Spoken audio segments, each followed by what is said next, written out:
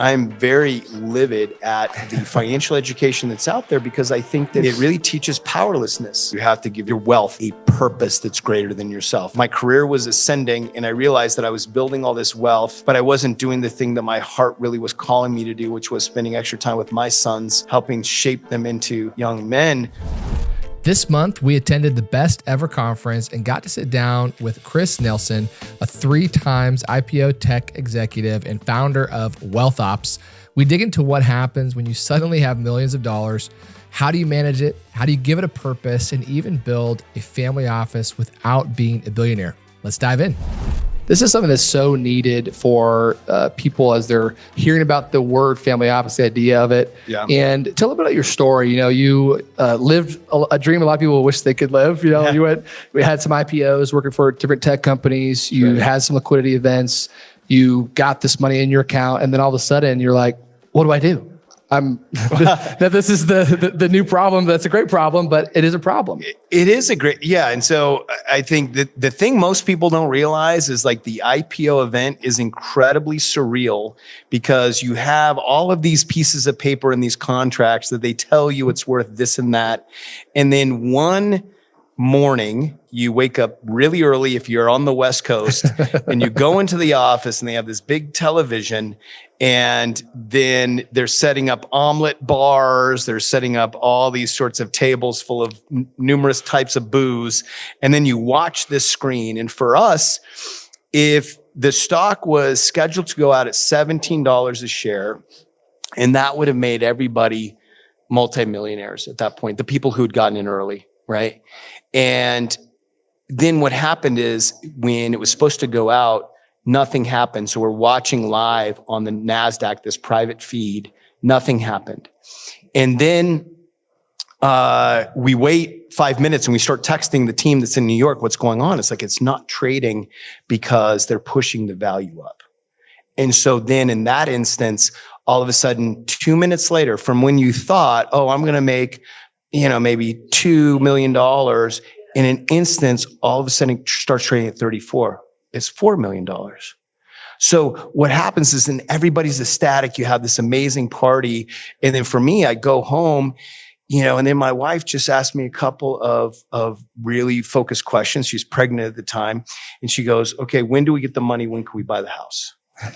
And I didn't have concrete answers for those. Right? Because I knew we were in a lockout period. I wasn't sure because I'd fought so hard to get to that point. I didn't know what was going to happen. And I think like many people who go through these sudden wealth events, whether it's inheritance or a lottery or a football contract, all of a sudden I started feeling very alone because I was expected to know the answers to these questions. I didn't know them. And so that was truly the start of my journey is I realized that I'd made it up to one hill becoming a multimillionaire, but I realized I had this whole other hill to climb of education to figure out, okay, now how do I manage this money? Right. Yeah. So you've had this journey of going from money maker to money manager and all the things that people don't think about because they're so focused on obtaining it that they don't think about what happens when I actually get it. Right. That's right. So you chase the car, you never expect you're going to catch the car and you don't know what to do when you catch it. Exactly. And so many people don't understand it, that there's a moment. And so that was what, really started me on this whole other path because I felt, this conviction that, okay, now I have this wealth. I want to steward it responsibly, not just for myself, but I had this firm belief that I should be able to preserve this and grow this in a way where it can, change the direction of our family for generations. Yeah. So what was that process for you? Like what was the problems you encountered, the things you didn't think about and realize, and then all of a sudden you're have to go figure this out? What was that first step? Well, I think the first problem that I didn't really understand is what do you do when you're over concentrated in a single stock, right? Is you're in an over concentrated position. Diversify. Right. Well, no, diversify. But then, from what happens is what many people don't understand is then I started getting all these inbounds from, these big names, oh yeah. And so I went and I took a meeting with Morgan Stanley and I was thinking to myself, they're going to start talking family office. They're going to have this strategy. And all they had at that point, their strategy was, sell it to us, when the trading window opens in 6 months, sell half, give it to us, and we'll get you in a 60-40 portfolio. And my heart sunk. I said, that's it. But that was the moment to me that I thought, if I want to really learn how to do this, how the ultra wealthy do, I'm on my own. Like, I knew that was my burn the ships moment. Like, there's no going back. I don't want to go that direction because I know that's, what they preach to personal finance. I know that if I want to figure out how do I get into private equity or do anything, I have to move forward. I mean, there really isn't any education for this, right? It's like, we're taught entrepreneurialism or go make a buck, but it's like, what do you do? And I mean, it's really the reason we wrote the book, Invest Like a Billionaire. It's that no one teaches how to steward wealth. And what I love what you've done is you've taken it, my book is focused on just the money. Right. How do you manage the money to keep it safe and to multiply it safely faster than everybody else? And that's great. But there's all these other dimensions to managing wealth. And maybe you could give us some of the things that you need to think about. What are these things that people don't think about that are kind of the key building blocks besides just managing the money? Well, I think the key thing that I came to discover is that the foundational difference between people who manage generational wealth and those who don't is you have to give your wealth a purpose that's greater than yourself. And that's encapsulated in a legacy statement. So give your wealth a purpose. Give your wealth a purpose, right? How do you do that? Well, asking some really hard questions. I mean, so for example, asking the question, so now if wealth is no longer an issue, like how do you want to spend your life? Or how do you want to see the impact of this wealth on your family in 2 or 3 generations? Right? Do you want, and you have to sort of play out some scenarios in those questions, asking like, do you want this to be then a trust fund that your kids live off of and they don't learn the hard work ethic you do? Or do you want it to be a tool to show them how to work hard the way that you did? I want all my kids and grandkids to have Lamborghinis and to live endless lives on the beach. Right. And never have to work and never learn character. Yeah. But I think I think it is a hard thing for people to do, and why people love to skip past that and go straight to the investing, the exciting stuff, because giving your wealth a purpose means that you have to reflect and you have to understand, and part of that process is understanding the values and principles that got you to where you are today. And I can look to you, Bob and Ben, and know you guys are principled guys and you guys have values, but when you're able to reflect and say, okay, the value of integrity, the value of ownership, the value of respect, like those are things that then I want to be able to put into a mission statement that's around my microfamily office. I mean, everybody's got values, but honestly, very few people know what they are or can articulate them into a meaningful, powerful statement. So you help people digest this into. I do. I mean, a part of our program and our process is to try and create frictionless processes so that people can understand this. How do they, speak questions into like a transcription tool and then throw it into, some type of an AI agent to get a first draft very quickly? Because what I found is that when you can reduce the barriers and people can see words that have personal meaning to them, it's had life breathed into it. And all of a sudden it becomes something different. I know for myself, like one of the things, my first legacy statement was really a sentence as my career was ascending and I realized that I was building all this wealth, but I wasn't doing the thing that my heart really was calling me to do, which was spending extra time with my sons, helping shape them into young men. I just really scrawled on a piece of paper, like I want financial freedom so I can walk with my sons from boys to men. And that all of a sudden gave meaning to my wealth that was greater than me. And that is what helped me start then thinking, okay, what else do I have to do? I have to obviously invest. I want to have it in tax efficient entities. And I truly want to run it like a business where I want to take everything that I've learned how to run startup technology businesses. And I want to surround my wealth with those same structures. I mean, it's such a powerful idea because what I've seen from a lot of people that, work with us as investors is they have a liquidity event and then they just start investing in every deal that comes across the email, right? And it's, let me invest in this, deal I got from my uncle here. And then my cousin's doing this little flip over here. And I saw these guys on a television program and all of a sudden you have this very haphazard portfolio that has no purpose. It's probably not serving what your goals are, but they're not, you're having to find those. And I mean, did you skip all that and avoid all that and go straight to the purpose? Or did you kind of have these like critical moments where you're like, okay, I got to like reset a little bit? Yes, I definitely. So I traveled some of that journey like everybody else because I focused really first on becoming a really good investor and really understanding how do I start deploying capital into private equity with doing rigorous underwriting and partner vetting.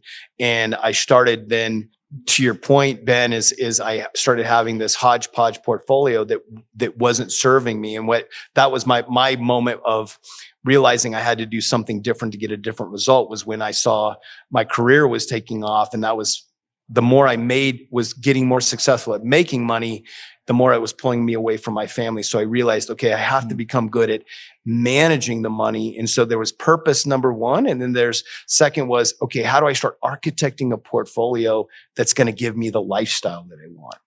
And it's interesting that so many people come in the program with the very similar problem where, they're deploying a lot of capital and they're having some level of success, but it's not unlocking the lifestyle. And I call this, the high net worth paradox, where the more money you make, sort of like Biggie Small says, the more problems you have. Because again, the realization that I had is, wait, the same skills that I have that have allowed me to build successful startup companies can actually be applied to my wealth. So you talk about the idea of becoming the CEO of your wealth. And what does that really mean? And how have you kind of developed and architected this process for people? Well, to me, being the CEO of my wealth means that I want to set the vision and the strategy the same way any other CEO would. And then I need to look around and analyze my business as I'm building it and saying, what are the different functions? Just like you would any business, right? So I think of, broadly, right? If you're going to run a business, you're going to need sales, you're going to need finance. Right? Because if you're going to go sell something, you're going to, have the team that understands then that sales is going to be the growth of the business. So I think that's my investment. Then I look at my finance and it's like, I have to have this all anchored with great bookkeeping. Right. And then usually in finance department, you usually have somebody who's doing tax. Okay. I really need to optimize my taxes. So to me, I kept it really simple as, because I took a course with, an MBA professor from the Haas Business School at Cal. And he really sort of broke down, how simple business really is. And so I just sort of applied some of those same methodologies and saying, okay, what are the pieces that I need to really turn this into a business? And as the CEO, I want to own the vision and I want to manage and monitor the execution. That was always my mindset is I want to work my way out of the smaller jobs, but I want to be the one who's reviewing the data, reviewing things, setting the strategy, and really overseeing sales and growth of the company. Man, I love that. I mean, it's such a powerful mindset shift. We talk a lot about that in our book too, of running your investments in your portfolio like a business, because you approach it very differently. And I think a lot of people, the financial education they receive is, hey, just hand the keys over to the kingdom of Morgan Stanley or whoever. And we do it all for you. It's too hard for you to figure out, let us take it from here kind of a thing. And that doesn't serve you. Right. You're smart. You can figure it out. You've figured out how to make money. You can train yourself to manage money. And I think having that mindset shift is a very, very important part of this whole thing. It is. And this is the one thing I find about, and this is so one of the reasons that I made the decision to build a education only business, not selling any investment products, is because I am angry. I'm very livid at the financial education that's out there because I think that it really teaches powerlessness. It does teach like, oh, this is really complicated. You want to turn it over to us. You want to give us control. And that lack of control then I think gets them into, again, a scarcity mindset of this middle class mindset where I'm going to build my wealth. I'm going to draw down against it. And then whatever's left over, I'm just going to throw a few coins at my kids. But it's not and this is where I really enjoyed the conversation with Bob earlier, but that's not how the ultra wealthy think. They think the foundational thing was they built this wealth. They think this is a legacy business that I want to live for generations. That's a huge mindset shift. So education only, because I think the gap where people get stuck and they end up turning things over to these different, investment advisors is because they don't know where they can get educated to understand what's the playing field, who are the players, and how do I play to win? That's just so powerful. So talk a little more specific on kind of your process. You start with the purpose of your wealth. And I'd imagine that's probably not challenging for some people, but they maybe have thought about that. And so once that's kind of been defined, and it's probably a pretty revelatory thing for a lot of people, I'm assuming. Oh, yeah. And then it kind of creates this framework of, okay, now here's what we are going to go do to serve this vision. Like, how do you then translate that into practical steps? And this idea, we haven't talked about it yet, but we were calling a micro family office where we're expecting that to kind of, be opened up for you with the JP Morgans and, but it's something that's becoming more accessible to people as there's education is getting out there. Right. And so, our process is at the highest level, we try to lay out this concept that you want to architect, you want to build, and then you want to run, and then you want to have succession. You want to then, like any business, you want to start thinking about your succession plan. But in the architect phase, what you've broken down is the first thing is really vision and strategy. And part of that is laying out the legacy statement, but then starting to translate that legacy statement. Then what does that mean to very tangible goals? And the idea of a family office at the higher levels where, a family says maybe has $100 million or $1 billion, they can go and hire, experts in certain fields like accountants, like investment managers, attorneys, and bring them on staff and they run their wealth. But how do you translate that at a lower level where you don't have, maybe you have $5 million or $10 million?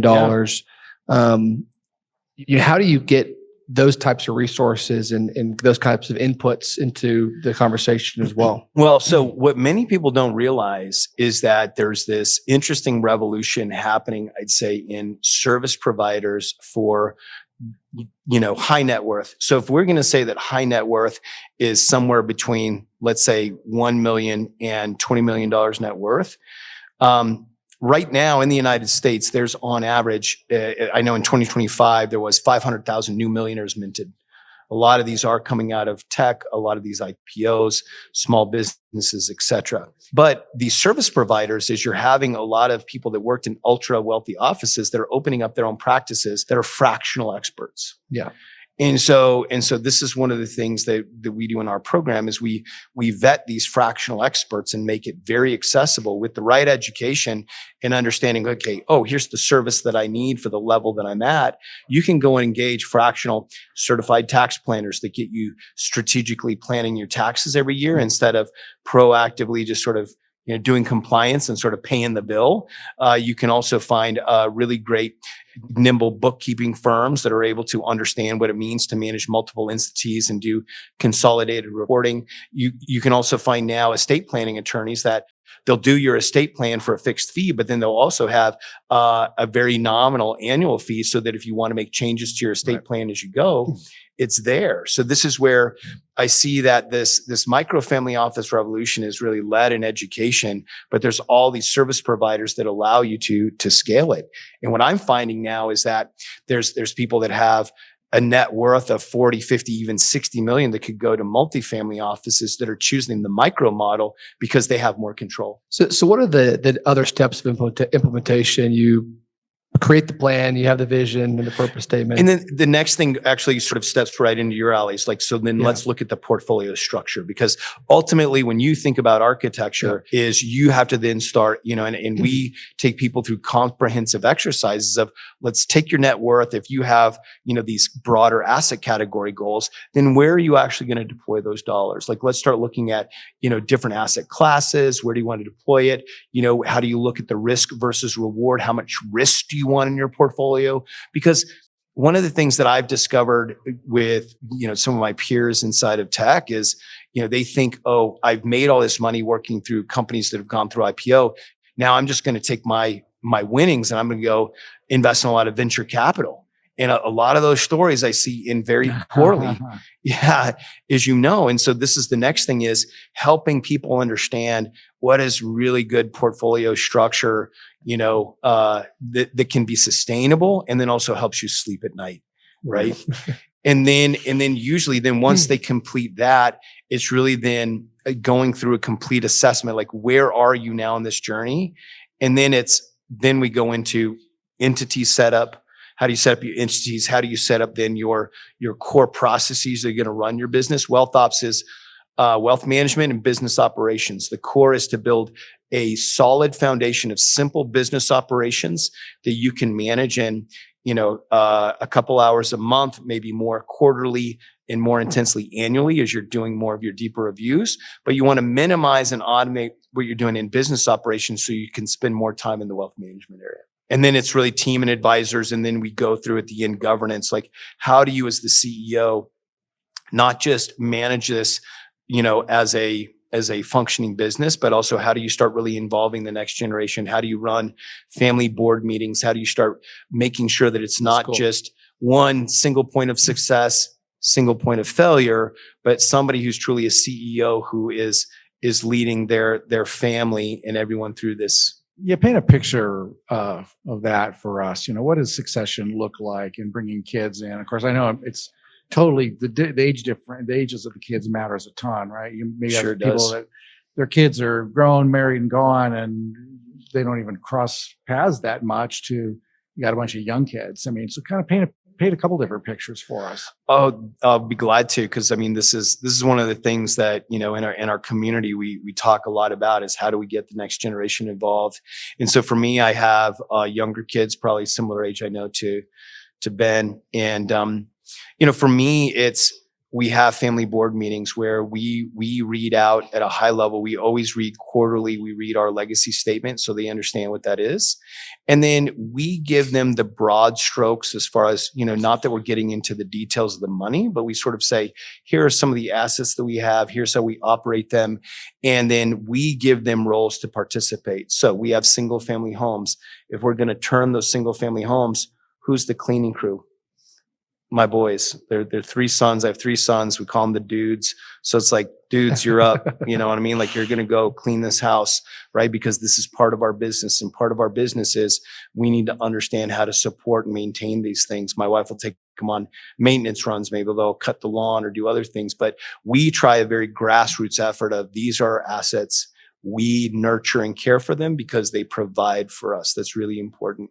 And then we also, to give them the bigger impact, is we do, through our donor advice fund, we do a lot of local giving. So we'll go and work in local soup kitchens and other things where we're actually donating money. We want to work alongside organizations and give time, not just money. And then we also go to— You're getting ready to head off to DR, right? We're getting ready to head off to the Dominican Republic, where we go and work in schools down there. And you're bringing your kids and your— Oh yeah. I mean, because that's the thing is we want to teach them from the ground up that the money is for this greater purpose, which is we believe that all individuals have a God-given talent that they're supposed to be able to bring to life. And we want to help people do that through education and through service. We feel that we're called to serve, educate, and connect people across generations. And we want to show them how that's done practically. And then I'd say, like, we see this with other members of our group. Some of them are getting them involved actually in, whether it's real estate or whether it's a business. I have a guy from who joined from Ireland, and he said that he runs a staffing business, and he had his 16 and 17-year-old daughters, like they started working in the summer in the accounts payable department. And he didn't give them a lot of instruction. He gave them, here's what you do. And then he just made sure that, before things went out, they'd have it double checked. But he tried to just really, help them figure out the family business from the ground up. Mm-hmm. And other people I know who have adult children are trying to just start with, let us read you the legacy statement and truly give you the purpose of what this is for, and then help understand where do you want to participate in giving them more choice, more agency. So cool. Yeah. We got to wrap it up here a little bit. I want to finish with a few kind of more rapid fire questions. Woo. Let's go. So what would you is one maybe popular investment or thing that you've seen people invest in that they should stay away from, or they're just starting out? I would say venture capital. Like I've seen too many people think, oh, I worked in a VC-backed company and made money in IPO. I can now pick them. Don't do it. Don't do it. I concur. Yeah. Okay. If you could only hire one person to help you manage your wealth, would it be tax, legal, or a bookkeeper? Who's the most important, say? The bookkeeper is the foundation. If you do not have good, clean books, any business doesn't have good, clean books, you're struggling. But I would say a bookkeeper. Amen to that. We love some good books. All right. Last question. What is the one number that you check every week as the CEO of your wealth and to know your wealth machine is actually working? Ooh, the one number, I think for us, it's really how much are we spending? Because I think we really look at, what we're spending, especially right now, we're doing a couple remodels and things on the house.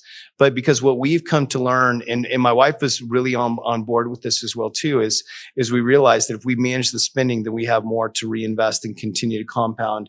And we're still in this compounding phase of our portfolio where we want to keep seeing it grow every year. So that's one of the things that we're very focused on a week-to-week basis. Christopher, this is awesome, man. Love what you're doing. What's the best way for people to find out more about what you're doing? Well, if they want to just get some free education, they could go on YouTube and look at Managing Tech Millions. That is my YouTube channel where they can see all the videos. And if they want to get a webinar and they want to actually come live and build their legacy statement and investment thesis, they can go to wealthops.io. And there you can sign up. We do this every 2 weeks and they can get in and feel what this feels like. Amazing. Yeah. Awesome. Good stuff. Want to go deeper? Join our free community or grab a copy of our book, all at investlikeabillionaire.org. Let's keep the conversation going.